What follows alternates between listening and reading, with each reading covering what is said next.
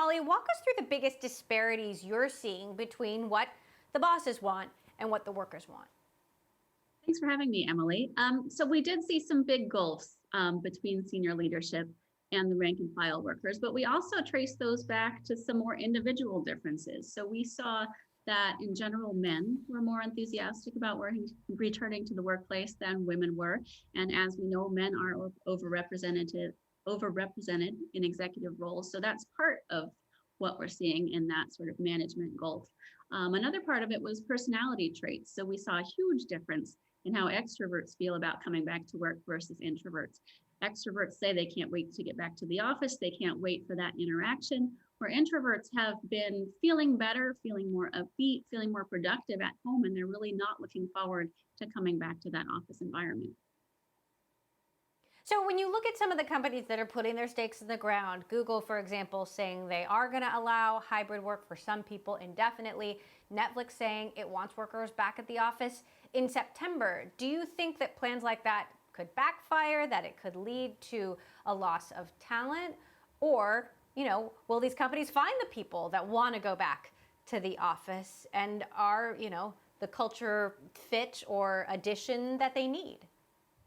So I think these policies, these sort of 9 to 5 in the office policies, they do suit a particular type of worker.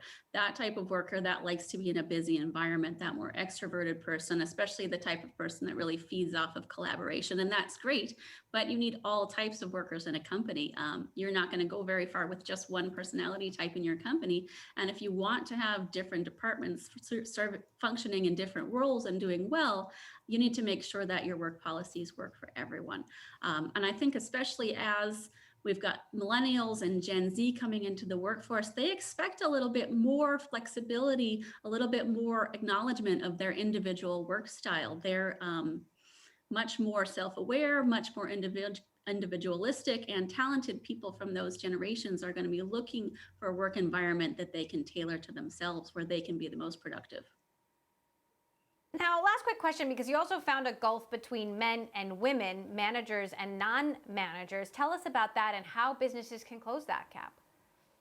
So we did find a big gulf between men and women, and I think it has to do just with the caregiving responsibilities that women have shouldered through the pandemic.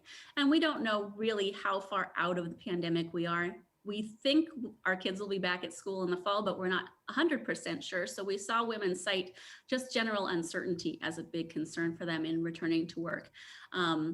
So in thinking about that, we really want to make sure that we are tailoring policies that do work for working parents, that we're not expecting people to be automatons with no other commitments, that we do work in that flexibility where people can have that work-life balance if they need it.